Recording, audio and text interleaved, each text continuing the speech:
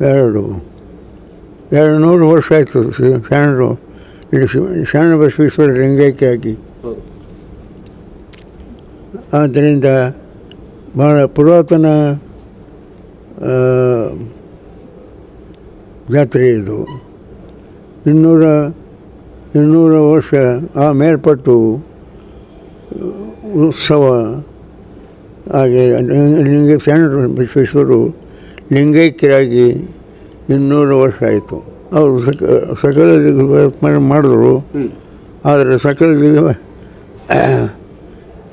ದಿಗ್ಬಂಧನ ಮಾಡಿದ್ರು ಕೂಡ ಜನ ರಿಕಗ್ನೈಸ್ ಆಗಿಲ್ಲ ಹೆಚ್ಚಾಗಿ. 200 ವರ್ಷ ಮೇಲೆ ಪಟ್ಟು ಆಗಿದೆ. ನಿತ್ಯ ಅದೇ ಪವಾಡಗಳು ಶರಣ ಬಸವೇಶ್ವರ ಅದಾರ ಅಂತ ಪವಾಡ ನಡೀತಾ ಇವೆ. ಆಶೀರ್ವಾದ ನಡೀತಾ ಇದೆ. 200 ಶರಣ ಬಸವೇಶ್ವರ 200 ವರ್ಷ ಆಯಿತು ಲಿಂಗೈಕ್ಯರಾಗಿ. ಅದರ ಮಹಿಮೆ ಹೆಚ್ಚಾಗ್ತಾ ಇದೆ. ಈಗಲೆಗೆ ಶರಣು ಶರಣಾರ್ಥಿ. ಶಂಬಸೇಶ್ವರ 202ನೇ ಜಾತಿ ಇದೆ.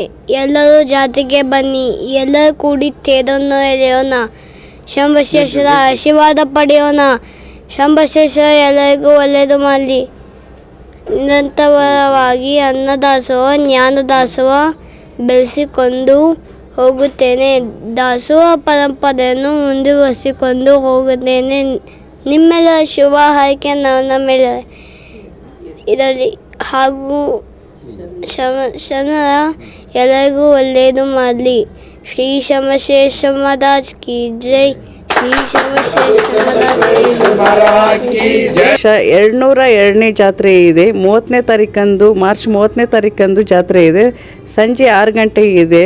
ತಾವೆಲ್ಲ ಭಕ್ತ ಬಳಗದವರು ಬಂದು ಜಾತ್ರೆಯೆಲ್ಲ ಭಾಗವಹಿಸಿ ಶರಣರ ಕೃಪೆಗೆ ಪಾತ್ರರಾಗಿ ಆನಂದವನ್ನು ಅನುಭವಿಸಿರಿ.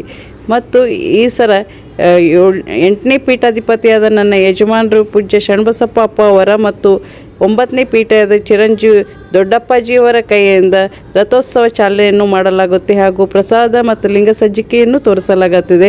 ಈ ಪೀಠಾಧಿಪತಿಯವರಿಂದ 8ನೇ ಪೀಠಾಧಿಪತಿ ಮತ್ತು 9ನೇ ಪೀಠಾಧಿಪತಿಯನ್ನು ಇದು ಚಾಲನೆಯನ್ನು ಕೊಡುತ್ತಾರೆ. ಭಕ್ತ ಬಳಗದವರು ಎಲ್ಲರೂ ಬಂದು ಜಾತ್ರೆಯನ್ನು ನೋಡಿ ಆನಂದಿಸಬೇಕೆಂದು ತಮ್ಮೆಲ್ಲರಿಗೂ ಪ್ರಾರ್ಥನೆ ಮಾಡಿ.